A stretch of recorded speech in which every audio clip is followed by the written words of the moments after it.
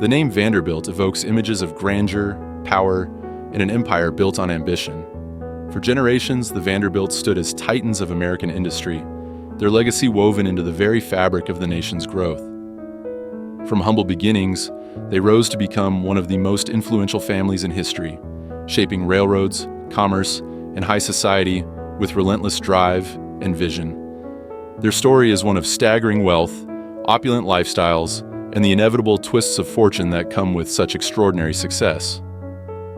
The Vanderbilt dynasty began with Cornelius Vanderbilt, a fierce and unyielding entrepreneur who transformed steamships and railroads into a personal fortune. His ruthless business acumen earned him the nickname the Commodore. And his wealth laid the foundation for a family that would dominate America's Gilded Age. Over time, the Vanderbilts expanded their influence beyond industry, becoming synonymous with lavish mansions, philanthropic endeavors, and the elite circles of New York society. Their name became a symbol of both the possibilities and excesses of the American dream. Yet, the significance of the Vanderbilt legacy extends beyond mere riches.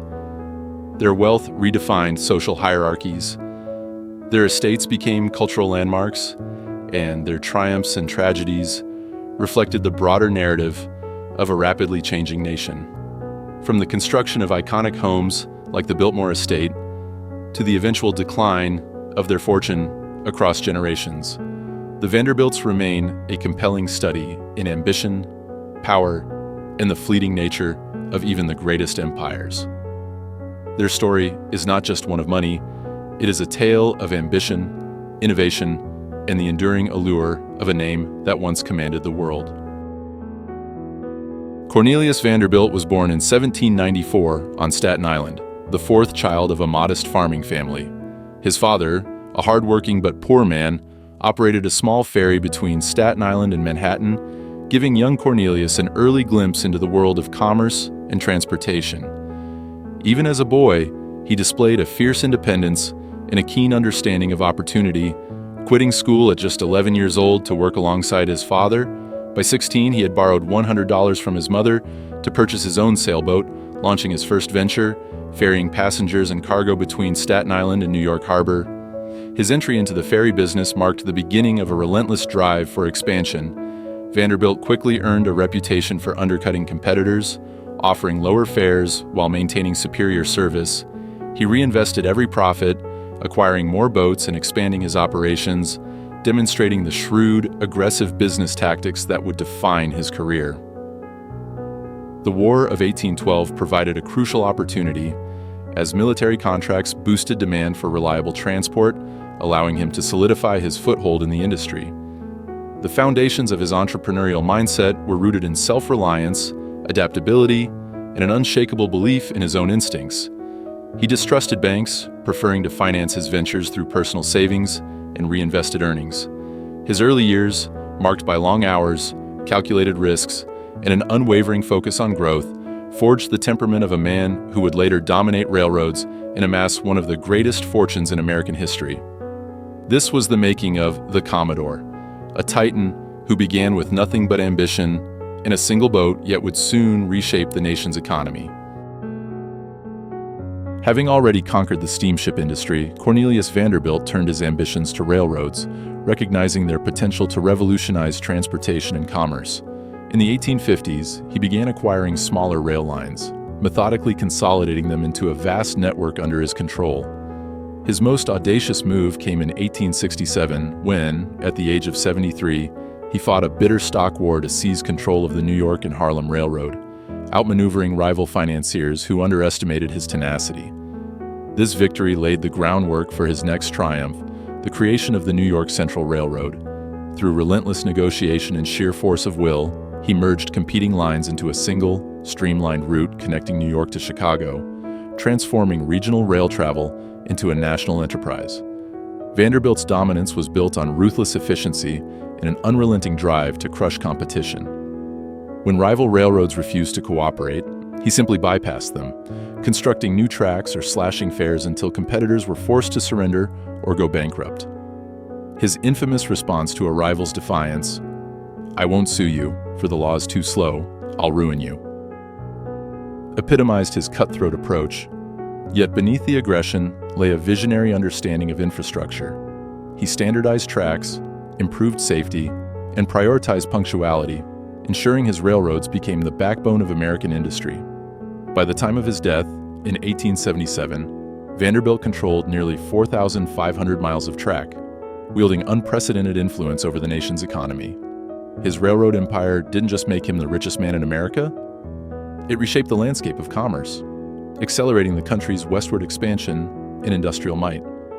The Commodore's legacy was no longer just wealth. It was the very framework of modern transportation, forged through a blend of genius, grit, and sheer force of will. With the death of Cornelius Vanderbilt in 1877, the family fortune passed to his son, William Henry Vanderbilt, a man less brash than his father, but no less ambitious in expanding the empire. Under his leadership, the Vanderbilt wealth soared to unprecedented heights, with the family's net worth nearly doubling to an astonishing $200 million, roughly $6 billion today, making them the richest dynasty in America. Yet, it was William's sons, particularly Cornelius II and William Kissam Vanderbilt, who fully embraced the opulence of the Gilded Age, transforming their inherited wealth into a spectacle of grandeur. They commissioned palaces along New York's Fifth Avenue, their limestone and marble facades standing as monuments to excess, while summer cottages in Newport, Rhode Island, rivaled European castles in scale and splendor. The most breathtaking symbol of their lavish lifestyle was the Biltmore Estate, George Washington Vanderbilt II's 250-room chateau nestled in the North Carolina mountains. Designed by architect Richard Morris Hunt and landscaped by Frederick Law Olmsted, it became the largest privately owned home in America, a sprawling testament to the family's dominance in both commerce and high society. These estates were not merely homes, but stages for power, hosting extravagant balls and gatherings that cemented the Vanderbilts as American royalty. Yet, beneath the gilded surface, cracks were beginning to form. The sheer scale of their spending on art collections, yachts, and European-inspired luxuries drew both admiration and scorn.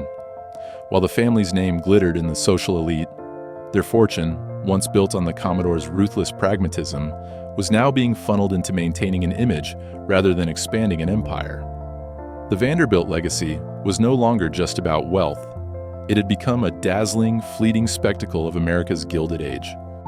As the Vanderbilt fortune grew, so too did their influence among America's elite, though acceptance into the rigid hierarchies of old money society did not come easily. The Astors, long considered the gatekeepers of New York's upper echelons, initially dismissed the Vanderbilts as crass newcomers, wealthy but lacking refinement.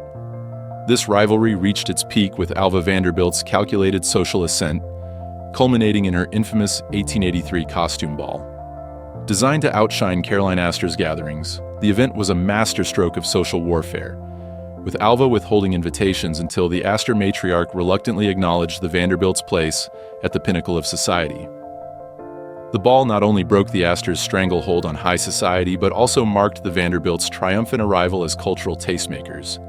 Yet, behind the gilded facade of their social conquests lay a web of personal dramas and scandals. Marriages became strategic alliances, with Vanderbilt heirs and heiresses wedding European aristocrats in exchange for titles, while others ended in public divorces that shocked polite society. The family's private lives often unraveled in the press, from William Kissam Vanderbilt's very public separation from his wife, Alva, to Reginald Vanderbilt's reckless gambling and alcoholism. Even Consuelo Vanderbilt's forced marriage to the Duke of Marlborough, orchestrated by her ambitious mother, became a cautionary tale of gilded oppression. The Vanderbilts had mastered the art of societal dominance, but their personal lives revealed the costs of such relentless ambition.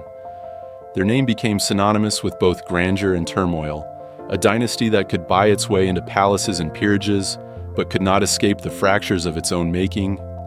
In the glittering world they helped define, their greatest battles were no longer fought in boardrooms or stock exchanges, but in ballrooms and headlines. While the Vanderbilts were renowned for their opulence, their most enduring legacy may well be their transformative contributions to education and culture. In 1873, Cornelius Vanderbilt endowed what would become Vanderbilt University with an initial $1 million gift, the largest philanthropic donation in American history at the time, establishing an institution that would grow into one of the nation's premier centers of learning. Subsequent generations expanded the family's charitable footprint, funding museums, hospitals, and cultural landmarks. The Metropolitan Opera, New York's YMCA, and the Smithsonian's Cooper Hewitt Design Museum all bore the Vanderbilt imprint, their patronage helping to shape America's intellectual and artistic landscape. Beyond bricks and endowments, the family's influence seeped into the fabric of modern infrastructure and civic life. William Kissam Vanderbilt's development of the Long Island Motor Parkway, America's first limited-access highway, pioneered modern road systems, while their railroad investments continued to drive economic growth. Their Gilded Age mansions, though symbols of excess, later became public institutions, with the Breakers and Biltmore serving as historic landmarks that democratized access to architectural grandeur.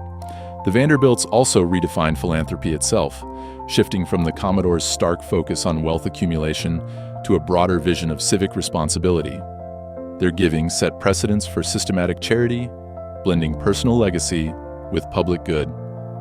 Though their fortune would dwindle in later generations, their cultural and philanthropic contributions endured, proving that even as their Gilded era faded, their impact on American society remained indelible. The same unchecked ambition that built the Vanderbilt fortune ultimately sowed the seeds of its unraveling. By the early 20th century, the family's once unassailable wealth began hemorrhaging through a toxic combination of reckless spending, poor investments, and bitter infighting. The third generation, raised in unparalleled luxury but lacking the Commodore's merciless business instincts, poured millions into speculative ventures, from failed railroads to dubious stock schemes, while their gargantuan estates devoured fortunes and upkeep. The 1929 stock market crash delivered a crushing blow, wiping out vast portions of their portfolio, just as inheritance taxes and proliferating heirs further diluted what remained. Family unity fractured along with the finances. Lavish trust funds encouraged idleness rather than enterprise, while bitter legal battles over wills and assets pitted Vanderbilt against Vanderbilt. Where Cornelius had single-handedly controlled his empire, 120 descendants now squabbled over the scraps. The grand Fifth Avenue mansions, symbols of their golden age, were one by one demolished or sold off, their contents scattered at auctions that drew rubbernecking crowds eager to witness the downfall of American royalty. By mid-century, the Vanderbilt name still carried echoes of its former glory. But the financial reality told a different story. The last of the great Gilded Age dynasties had succumbed to the oldest lesson of wealth: easier to make than to keep. The Commodore's $100 million fortune, equivalent to billions today, had been dissipated in less than a century, not by external forces, but by the family's own hands. Their fall became a cautionary tale of inheritance without purpose, privilege without responsibility, and wealth without the wisdom to sustain it. Though the Vanderbilt fortune has faded, its cultural footprint endures in unexpected ways across contemporary America. The family name still resonates through institutions like Vanderbilt University, the Biltmore Estate, now a National Historic Landmark visited by millions, and surviving Gilded Age mansions that have become museums capturing the public imagination. Some descendants carved their own paths outside finance, like journalist Anderson Cooper, who transformed the family's storytelling tradition into journalistic acclaim, while Gloria Vanderbilt reinvented herself as a fashion icon and artist, proving the name could still command cultural relevance without vast wealth. Their rise and fall mirrors the broader arc of American capitalism, from the robber barons of the industrial age to today's tech billionaires, serving as a timeless study in how dynasties form, peak, and eventually disperse. The Vanderbilt story, with its themes of ambition, reinvention, and the perils of inherited wealth, continues to fascinate precisely because it reflects the cyclical nature of American prosperity. Their greatest legacy may be this cautionary, yet compelling narrative that money can build empires, but only vision and adaptability can sustain them. In an era of new fortunes and fleeting fame, the Vanderbilts remain a mirror held up to America's endless dance with wealth and power. The Vanderbilt saga stands as one of history's most dramatic parables of ambition and impermanence, a family that rose from a Staten Island ferry to dominate America's Gilded Age, only to see their empire dissolve within generations. Their story lays bare the double-edged nature of wealth. The Commodore's ruthless genius built an unparalleled fortune, while his descendants' unchecked extravagance and lack of vision ensured its dissipation. More than a chronicle of one dynasty, their trajectory mirrors the cyclical nature of power itself, where even the mightiest fortunes are subject to the erosive forces of time, changing economies, and human fallibility. Yet their legacy transcends mere financial rise and fall. The Vanderbilts reshaped America's infrastructure, redefined philanthropy, and left an indelible mark on education and culture, proof that wealth's truest measure lies not in its accumulation, but in its enduring impact. Their tale offers timeless lessons about the perils of entitlement, the importance of reinvention, and the fragile alchemy required to sustain influence across generations. In the end, the Vanderbilts embody a fundamental truth. All fortunes are fleeting, but the stories they leave behind of ambition, triumph, and hubris echo through history, reminding us that wealth and power are never truly about money, but about the mark one leaves on the world. If you've made it this far, it means you're enjoying the story. If you're interested in more, don't forget to like, subscribe, and hit the bell so you never miss a great story. This is Liam. Thanks for watching, and see you next time.